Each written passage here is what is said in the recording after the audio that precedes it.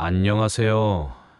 오늘은 제 인생에서 가장 어둡고도 결정적이었던 시간에 대해 말씀드리려고 합니다. 지금은 53이 되었지만 1993년 그때의 기억은 마치 어제 일처럼 생생합니다. 군대라는 곳, 많은 젊은이들이 거쳐가는 곳이지만 누구에게나 다른 경험으로 남는 그곳에서 저는 제 인생을 바꾼 선택을 했습니다. 제 이름은 강현우입니다. 저보다 10분 먼저 세상에 나온 쌍둥이 형 태인이는 저보다 1년 먼저 군에 입대했습니다. 그리고 4개월 만에 돌아오지 못했습니다. 우리는 어릴 때부터 너무나 닮아서 사람들이 구분하지 못할 정도였지만 성격은 달랐습니다. 형은 조용하고 차분했고 저는 좀 더 적극적이고 대범했습니다. 하지만 우리는 늘 서로를 이해했고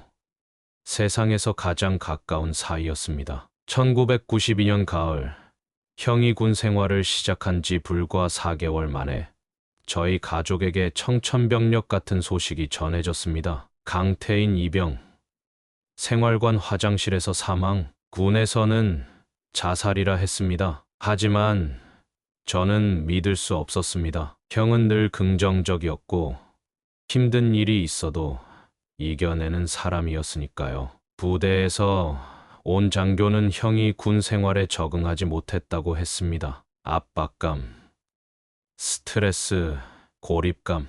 그들이 말하는 이유는 많았지만 어느 것 하나 형의 평소 모습과 맞지 않았습니다. 어머니는 그날부터 말이 없어지셨습니다. 거실에 걸린 형의 영정사진 앞에서 하루 종일 앉아 계시다가 가끔 작은 소리로 울먹이셨습니다. 아버지는 술에 의지하셨고 밤마다 술에 취해 돌아오시곤 형의 방문을 열고 한참을 서 계셨습니다. 집안 전체가 깊은 슬픔에 잠겼고 웃음소리는 온데간데 없이 사라졌습니다. 그 와중에 저는 분노와 의심으로 가득 찼습니다. 형의 마지막 편지는 지나치게 담담했고 전화 통화에서도 특별한 문제는 없어 보였습니다. 군 생활이 힘들다고는 했지만 죽음을 암시하는 말은 전혀 없었습니다. 무엇보다 군에서 보내온 형의 유품 중에는 이상한 점들이 있었습니다. 항상 손목에 차고 있던 시계가 망가져 있었고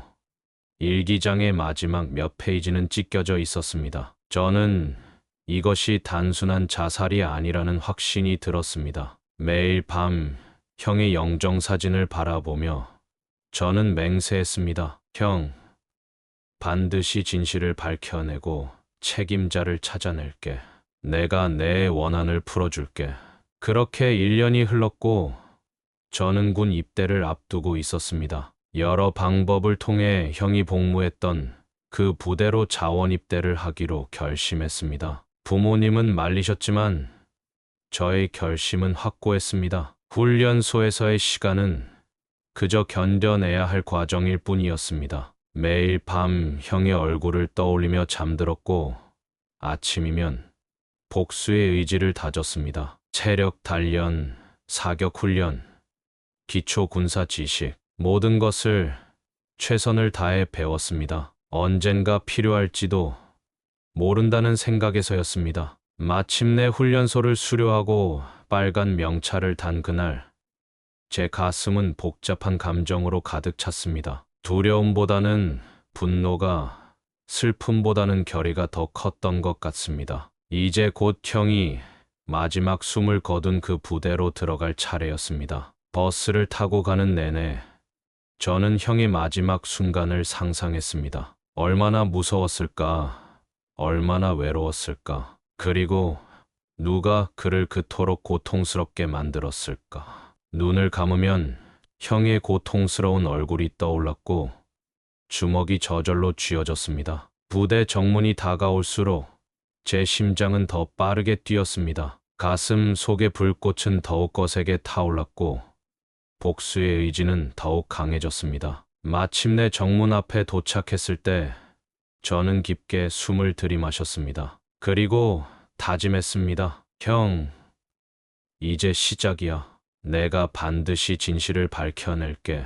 1993년 3월, 마침내 저는 형이 복무했던 부대의 정문을 들어섰습니다. 손에는 신병 전입 서류를 들고 가슴에는 형의 진실을 찾겠다는 의지를 품고 말입니다. 넓은 연병장, 낡은 막사 건물들, 높게 솟은 철조망, 모든 것이 낯설면서도 묘하게 익숙했습니다. 마치 형의 기억이 제 안에 흐르는 것만 같았습니다. 전입 신병을 맞이하는 당번병의 눈이 저를 보자마자 커졌습니다. 마치 유령이라도 본 듯한 표정이었습니다. 그의 손에 들린 명단을 보니 제 이름이 있었습니다. 강현우. 형과 달라 보이기 위해 머리를 조금 길게 기른 것 외에는 저희는 정말 한 사람처럼 닮았으니까요. 당번병은 몇 번이나 명단과 제 얼굴을 번갈아 보더니 마침내 떨리는 목소리로 말했습니다.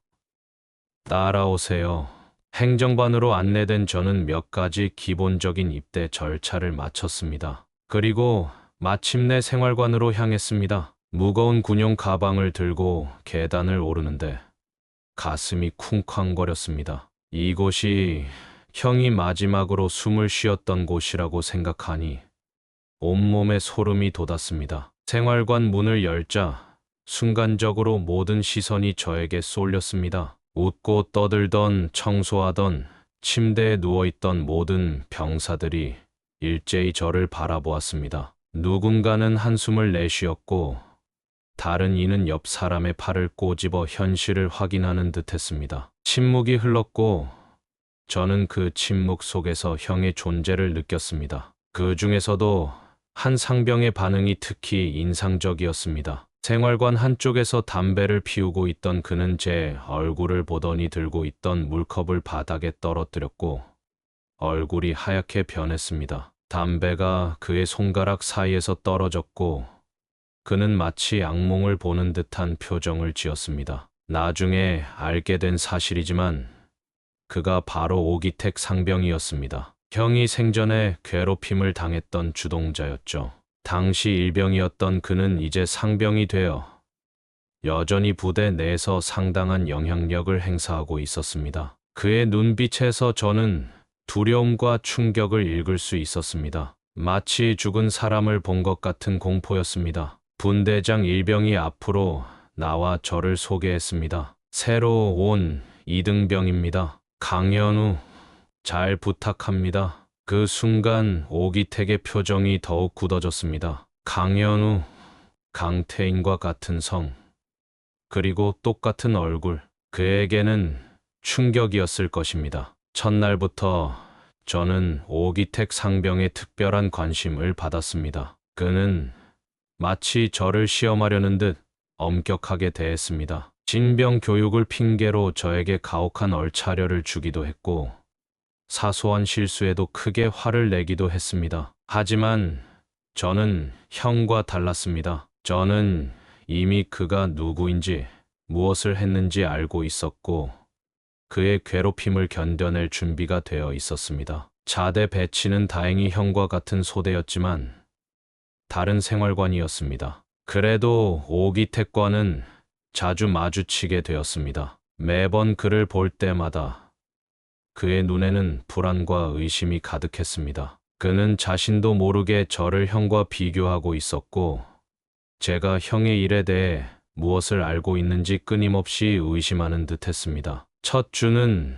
적응하는 시간이었습니다. 주변을 살피고 사람들의 관계를 파악하는 데 집중했습니다. 부대 내 분위기는 표면적으로는 평온해 보였지만 그 아래에는 무언가 어두운 긴장감이 흐르고 있었습니다. 특히 형의 이름이 언급될 때면 묘한 침묵이 흘렀습니다. 마치 모두가 알고 있지만 아무도 말하고 싶지 않은 비밀 같았습니다. 밤이면 형의 사진을 몰래 꺼내 보았습니다. 우리는 정말 똑같았습니다. 하지만 이제 형은 없고 저 혼자만 남았습니다. 저는 이곳에서 형이 겪은 일들을 하나씩 파헤칠 것입니다. 그리고 마침내 진실을 밝혀내고 책임자에게 마땅한 대가를 치르게 할 것입니다. 둘째 주부터 오기택의 괴롭힘이 시작되었습니다. 끊임없는 얼차려, 야간 청소, 추가 근무까지. 하지만 저는 묵묵히 받아들였습니다. 그의 모든 행동, 표정, 말투를 주의 깊게 관찰했습니다. 그는 분명 무언가를 숨기고 있었고, 제가 그것을 알아차릴까 두려워하는 것 같았습니다. 매일 밤 잠들기 전 저는 형에게 약속했습니다. 형, 조금만 기다려. 내가 반드시 진실을 밝혀낼게.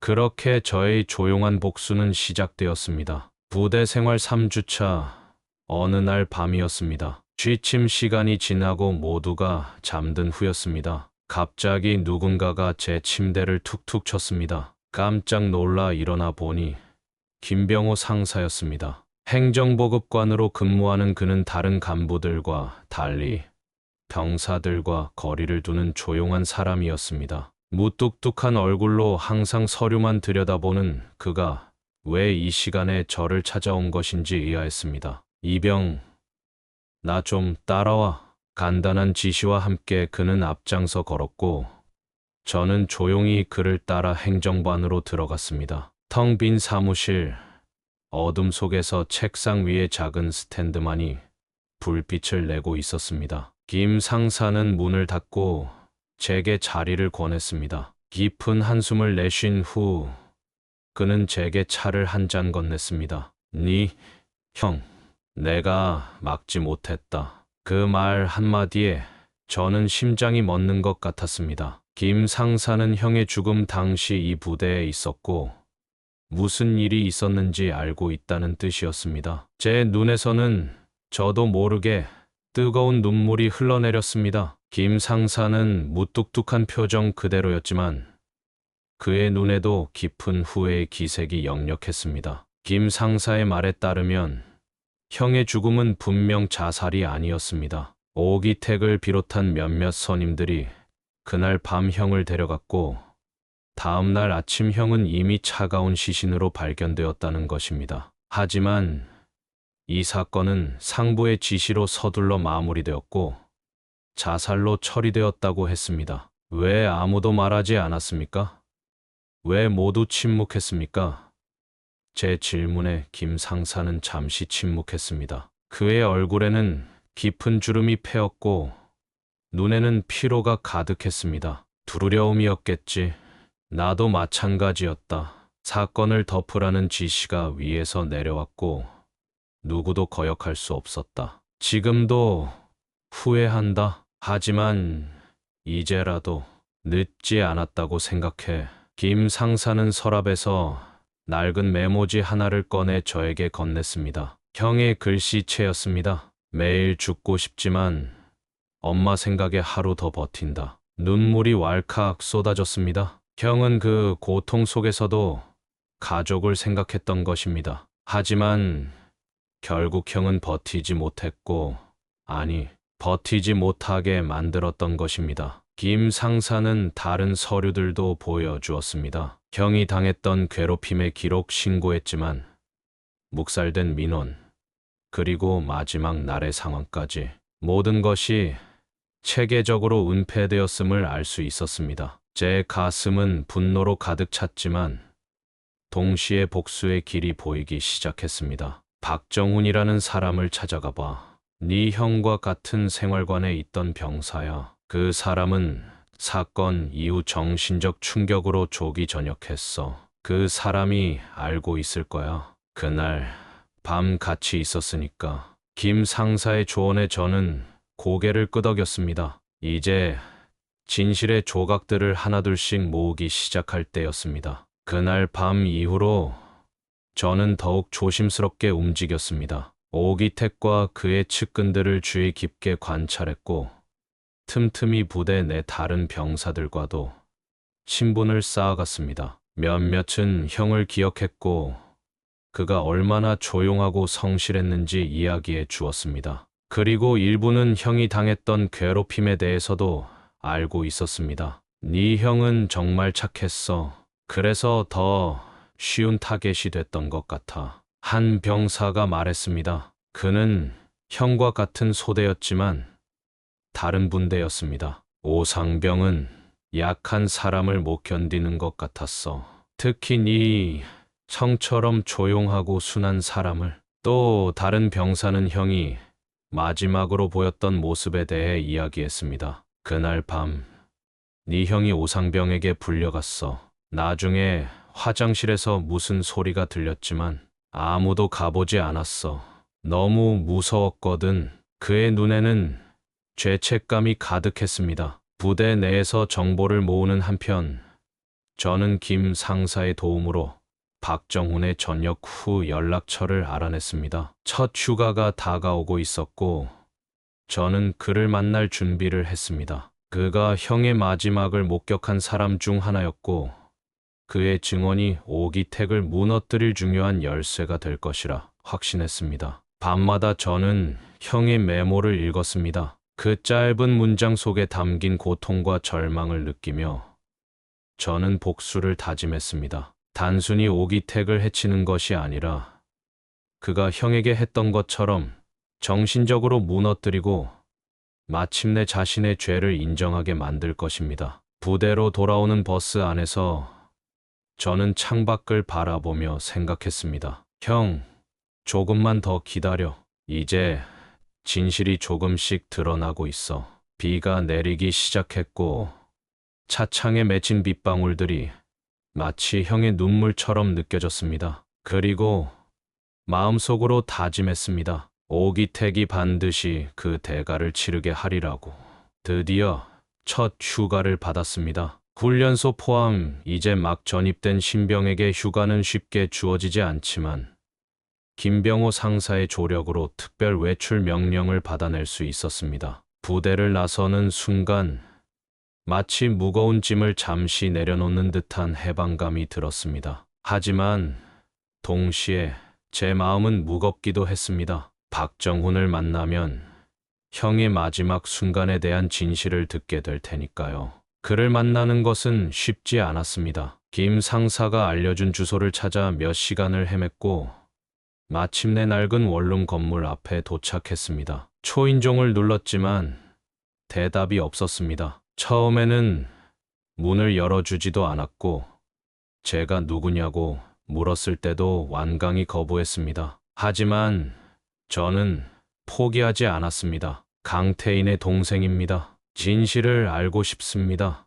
이 말에 잠시 침묵이 흐르더니 마침내 문이 열렸습니다. 박정훈의 모습은 충격적이었습니다. 전역한 지 몇 개월 되었을 뿐인데 그는 마치 오랜 세월을 산 노인처럼 초췌했습니다. 헝클어진 머리, 며칠째 깎지 않은 수염, 그리고 충혈된 눈. 그는 분명 정상적인 생활을 하고 있지 않았습니다. 방 안은 어질러져 있었고 술병들이 여기저기 널브러져 있었습니다. 이것이 바로 외상 후 스트레스 장애 PTSD란 것을 나중에 알게 되었지만 당시에는 그저 그가 무언가에 깊이 상처받았다는 것만 알 수 있었습니다. 떨리는 손으로 담배를 피우며 박정훈은 처음에는 말하기를 거부했습니다. 난 아무것도 몰라. 그냥 가.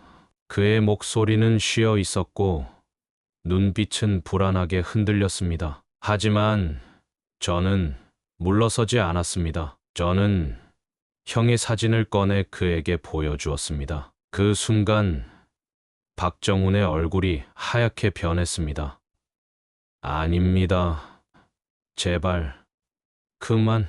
저는 못 막았어요.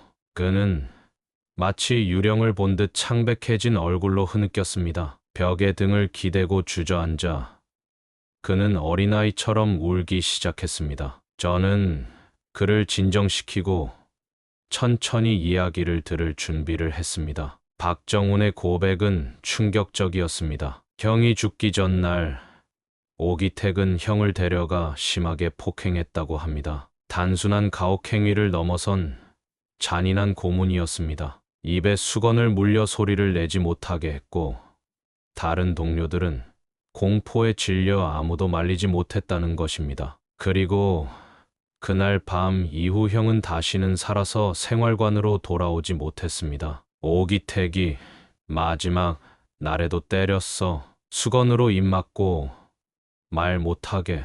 나도 못 말렸다. 박정우는 떨리는 목소리로 말했습니다. 다음 날 아침, 태인이가 화장실에서 발견됐을 때 우리 모두 알고 있었어. 자살이 아니라는 걸. 왜 이런 일이 있었는데 아무도 말하지 않았어요? 저는 분노를 누르며 물었습니다. 두려웠어. 모두 다 두려웠어.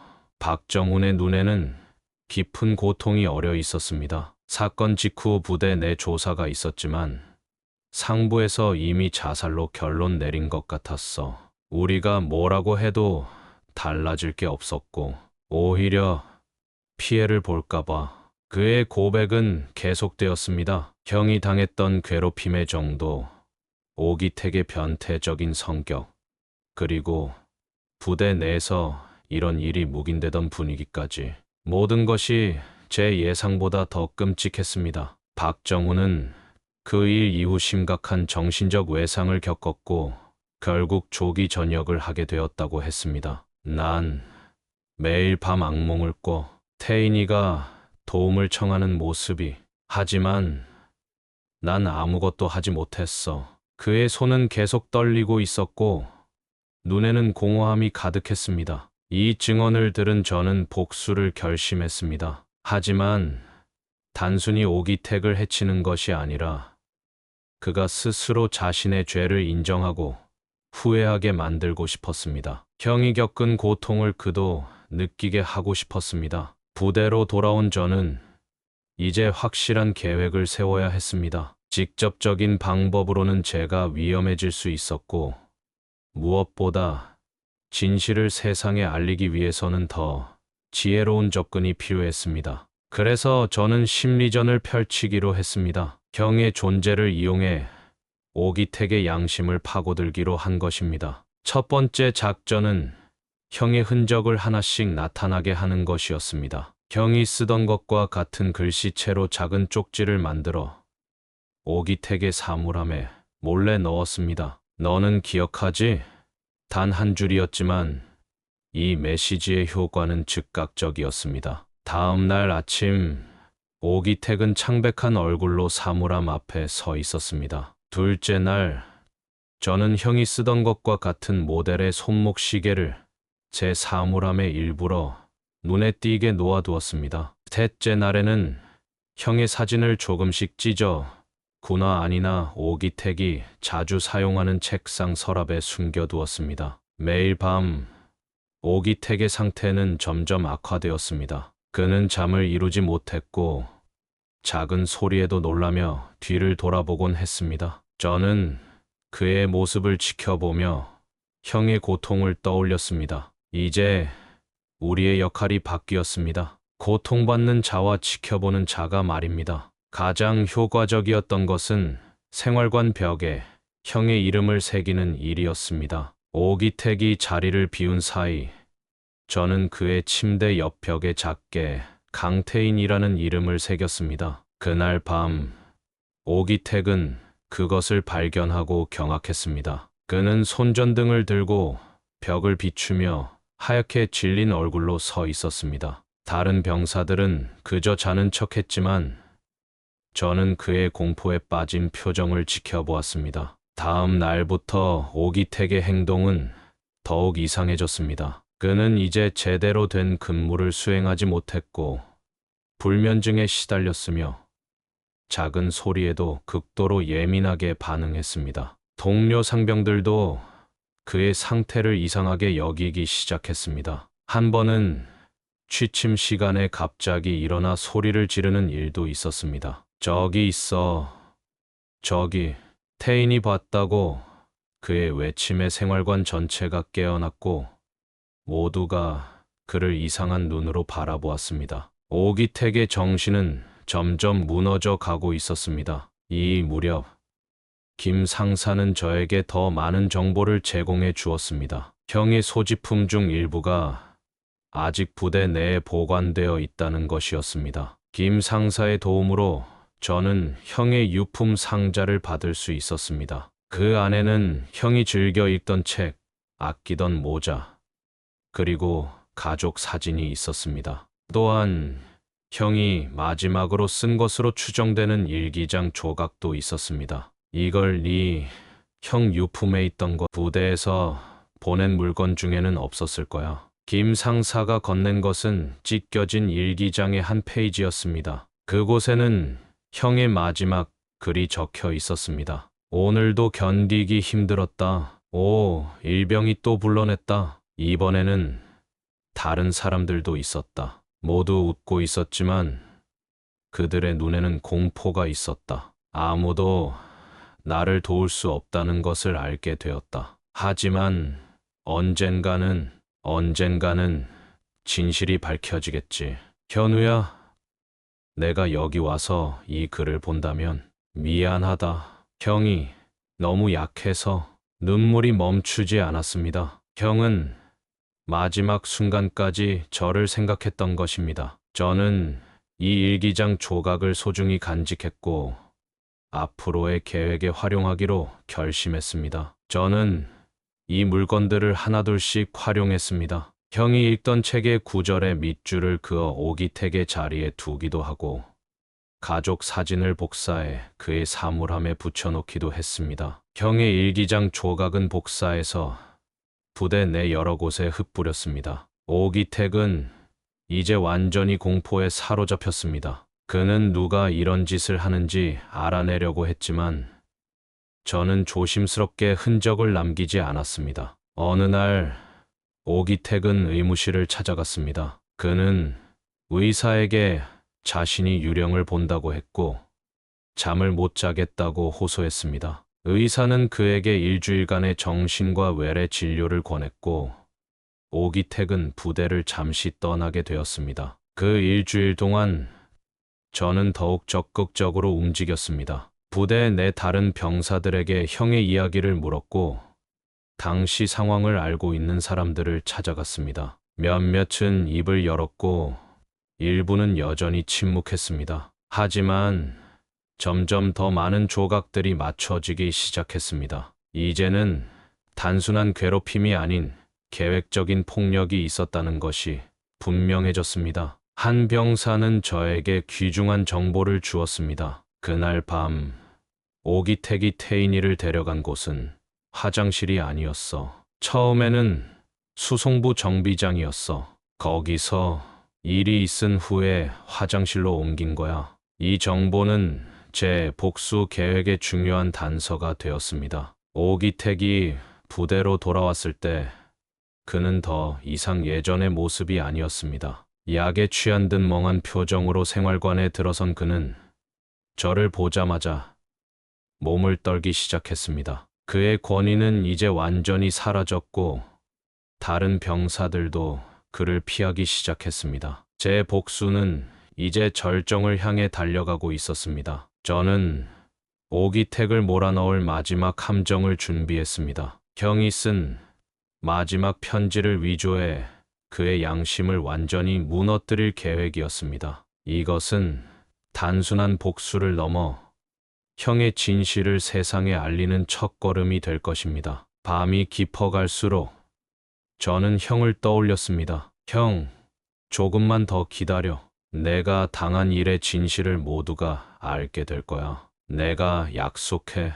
형의 마지막 편지를 쓰는 것은 생각보다 어려웠습니다. 가슴이 찢어지는 듯한 고통 속에서 저는 형의 마음을 헤아려 한 글자 한 글자 써 내려갔습니다. 나를 죽음으로 몰아넣은 사람들에게 내 동생이 복수할 것이다. 이 편지를 오기택의 베개 밑에 넣어두었습니다. 그날 밤 부대 내에 비명 소리가 울려 퍼졌습니다. 오기택이 편지를 발견한 것입니다. 그는 침대에서 벌떡 일어나 생활관을 뛰쳐나갔고 병사들이 그의 뒤를 쫓았습니다. 저도 그들과 함께 달렸습니다. 오기택은 통제를 완전히 잃은 채 연병장을 헤매고 있었습니다. 그의 눈에는 공포가 가득했고 얼굴은 창백했습니다. 태인이야, 제발 나를 용서해. 그만해. 오기택은 허공을 향해 외쳤습니다. 주변의 병사들은 어리둥절한 표정으로 그를 바라보고 있었습니다. 다음 날 오기택은 부대 내 정신과 의사에게 강제로 끌려갔습니다. 그는 형의 유령을 봤다고, 누군가 자신을 미치게 하려 한다고 주장했습니다. 하지만 누구도 그를 믿지 않았고, 그는 정신과적 문제로 인한 현역 부적합 판정을 받아 곧 전역될 예정이라는 소식이 돌았습니다. 이 상황은 제가 생각한 것보다 더 빨리 진행되고 있었습니다. 하지만 저는 아직 만족하지 못했습니다. 저는 오기택이 자신의 죄를 인정하고 모두 앞에서 진실을 말하기를 원했습니다. 그래서 마지막 한 번의 직접적인 대면이 필요했습니다. 어느 오후, 저는 추가 근무 명령을 받고 수송부 정비장에서 일하게 되었습니다. 대부분의 병사들이 저녁 식사를 하러 간 시간, 저 혼자 정비장에 마마 군용 트럭의 타이어를 점검하고 있었습니다. 이곳이 바로 형이 마지막으로 괴롭힘을 당했던 곳이라는 것을 알고 있었습니다. 그때 오기택이 정비장 문을 열고 들어왔습니다. 그의 목소리는 떨렸고 눈은 충혈되어 있었습니다. 며칠째 제대로 잠을 이루지 못한 모양이었습니다. 그는 저를 향해 걸어왔고 저는 묵묵히 그를 바라보았습니다. 마치 형이 그를 바라보는 것처럼.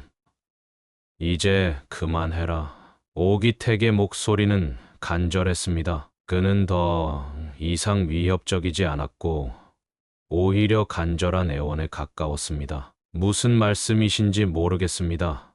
상병님. 저는 평소와 같이 공손하게 대답했습니다. 이 개자식이 알면서 네가 날 이렇게 만들었잖아. 네가 뭔데 자꾸 이 일을 들춰. 너도 똑같이 만들어줄까? 오기택은 갑자기 제게 달려들었습니다. 그의 눈에는 광기가 서려 있었고 마치 형을 다시 만난 듯한 공포와 분노가 뒤섞여 있었습니다. 저는 그를 피하려 했지만 좁은 정비장에서 쉽지 않았습니다. 오기택의 입에서는 단절된 문장들이 쏟아져 나왔습니다. 형의 이름, 그날 밤의 일, 그리고 자신은 죄가 없다는 주장까지. 그는 완전히 이성을 잃은 상태였습니다. 태인이는 자살한 거야. 내가 그런 게 아니야. 드디어 그의 입에서 진실이 터져 나왔습니다. 이것은 자백이었습니다. 하지만 저는 대답할 틈도 없이 그의 주먹을 피해야 했습니다. 순간 뒤에서 두 돈반 군용 트럭이 움직이는 소리가 들렸습니다. 정비 중이던 트럭이 갑자기 움직이기 시작한 것입니다. 사이드 브레이크가 풀린 것이었습니다. 저는 위험을 감지하고 즉시 피했지만 분노에 눈이 멀어 상황을 파악하지 못한 오기택은 그러지 못했습니다. 상병님, 조심하세요. 제가 소리쳤지만 이미 늦었습니다. 오기택은 헛발질을 하다 중심을 잃고 뒤로 넘어졌고 그 순간 움직이기 시작한 트럭 아래로 미끄러졌습니다. 비명, 소리와 함께 끔찍한 소리가 정비장을 메웠습니다. 저는 즉시 달려가 브레이크를 잡고 주변의 도움을 요청했습니다. 긴급 구조대가 도착했을 때 오기택은 이미 하반신이 트럭에 깔린 상태였습니다. 그는 의식이 있었지만 극심한 고통에 시달리고 있었습니다. 그의 눈에는 더 이상 오만함이나 분노가 없었습니다. 오직 공포와 후회만이 남아 있었습니다. 우리의 시선이 마주쳤을 때 그의 입에서 작은 속삭임이 새어나왔습니다. 미안하다. 정말 미안해.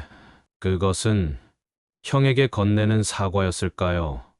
아니면 저에게 하는 말이었을까요? 구급대원들이 그를 들것에 실어 나르는 동안 저는 그저 멍하니 서 있었습니다. 복수는 이루어졌지만 마음은 여전히 무거웠습니다. 그 사고 이후 부대는 큰 혼란에 빠졌습니다. 긴급 후송된 오기택 상병은 병원에서 수술을 받았지만 의사들의 진단은 절망적이었습니다. 그는 하반신 마비 판정을 받았고 군 생활은 물론 평생 휠체어에 의존해 살아야 할 운명이 되었습니다. 사고 조사가 시작되었고 저는 사고 당시 상황에 대해 진술해야 했습니다. 정비장의 CCTV는 고장으로 작동하지 않고 있었기에 오직 저와 오기택만이 진실을 알고 있었습니다. 이등병, 정확히 무슨 일이 있었나? 조사관의 질문에 저는 담담하게 대답했습니다. 네, 저는 정비 작업 중이었고 오 상병님이 들어오셨습니다. 갑자기 트럭이 움직이기 시작했고 오 상병님이 균형을 잃고 넘어지셨습니다. 단순한 사실만을 말했을 뿐입니다. 오기택이 저를 공격했다거나 그가 형의 죽음에 관여했다는 이야기는 하지 않았습니다. 제 목적은 그를 파멸시키는 것이 아니었으니까요. 저는 단지 진실을 원했고 그에 합당한 대가를 치르게 하고 싶었을 뿐입니다. 결국 부대에서는 이 사건을 정비 중 실수로 인한 사고로 결론 내렸습니다. 누구의 잘못도 아닌 불운한 사고로 말입니다. 하지만 부대의 내 모든 사람들은 뭔가 더 있다는 것을 직감했습니다. 특히 오기택과 저의 관계를 알고 있던 사람들은 더욱 그랬습니다. 사고 며칠 후 저는 김병호 상사를 다시 만났습니다. 그는 평소와 달리 편안한 표정이었습니다. 이제 됐다. 진실은 그렇게 묻히지 않는 법이야. 상사님, 저는 아무것도 하지 않았습니다. 알아. 하지만 결과적으로 오기택은 그에 합당한 대가를 치렀지. 네 형도 이제 편히 쉴 수 있을 거다. 김 상사는 말없이 저에게 경례를 했습니다. 그것은 존경의 표시였을까요? 아니면 형에 대한 마지막 인사였을까요? 저는 그날 밤 오랜만에 편안한 마음으로 잠에 들 수 있었습니다. 이후 몇 주 동안 부대 내에서는 과거 강태인 이병의 죽음에 대한 소문이 다시 퍼지기 시작했습니다. 누군가는 그것이 자살이 아니었다고 했고 또 다른 누군가는 오기택이 관여했다고 했습니다. 서서히 진실이 드러나고 있었습니다. 여름이 지나고 가을이 오면서 저는 일병으로 진급했습니다. 이제 신병이 아니었고 부대 내에서도 어느 정도 자리를 잡게 되었습니다. 그 과정에서 형에 대한 이야기를 조금씩 더 듣게 되었습니다. 형이 얼마나 착하고 성실했는지 그리고 얼마나 부당한 괴롭힘을 견뎌내야 했는지를. 어느 날 박정훈이 부대를 찾아왔습니다. 그는 이제 조금 나아 보였고 표정도 편안해져 있었습니다. 그는 저와 함께 형의 유품이 있는 창고로 가서 마지막으로 형의 물건들을 정리했습니다. 그리고 그는 저에게 중요한 것을 건넸습니다. 형이 직접 쓴 일기장이었습니다. 이걸 가지고 있었어. 부대에서 수색할 때 숨겼거든. 내가 가져가는 게 좋을 것 같아. 그 일기장에는 형이 부대에서 겪었던 모든 일들이 기록되어 있었습니다. 괴롭힘의 시작부터 오기택의 집요한 괴롭힘, 그리고 마지막 날의 기록까지 모든 것이 상세히 적혀 있었습니다. 이것은 완벽한 증거였습니다. 저는 그 일기장을 가지고 상급 부대 지휘관에게 면담을 요청했습니다. 처음에는 거부당했지만 김 상사의 도움으로 마침내 면담이 성사되었습니다. 저는 형의 죽음에 대한 진실을 이야기했고 일기장을 증거로 제시했습니다. 지휘관은 처음에는 믿지 않았지만 일기장의 내용과 다른 병사들의 증언이 더해지면서 결국 재조사가 이루어졌습니다. 재조사 결과 강태인 이병의 죽음은 부대 내 구타 및 가혹행위로 인한 사망으로 재분류되었고 오기택을 비롯한 관련자들에 대한 조사가 이루어졌습니다. 오기택은 이미 부상으로 전역한 상태였지만 민간인 신분으로 법적 책임을 지게 되었습니다. 제 복수는 이렇게 끝이 났습니다. 형의 명예는 회복되었고 진실은 밝혀졌습니다. 하지만 가슴 한편에는 여전히 형을 잃은 슬픔이 자리하고 있었습니다. 그로부터 30년이 지난 지금 저는 가끔 그때를 생각합니다. 만약 형이 살아 있었다면 어땠을까? 우리는 어떤 대화를 나누고 있을까? 하지만 적어도 저는 형을 위해 해야 할 일을 했다는 사실에 위안을 얻습니다. 오기택은 여전히 살아 있습니다. 하지만 그의 삶은 더 이상 예전 같지 않습니다. 그는 휠체어에 의존한 채 살아가고 있고 형의 죽음에 대한 죄책감을 안고 살아가고 있을 것입니다. 제가 이 오래된 이야기를 지금 전하는 이유는 세상에는 아직도 많은 강태인과 오기택이 있기 때문입니다. 누군가는 약자를 괴롭히고 누군가는 그런 괴롭힘에 시달리고 있습니다. 부디 이런 비극이 더 이상 반복되지 않기를 바랍니다. 그리고 만약 지금 이 순간에도 괴롭힘에 시달리는 누군가가 있다면 용기를 내어 도움을 청하길 바랍니다. 그리고 그런 이들을 도울 수 있는 사람들이 더 많아지기를 바랍니다.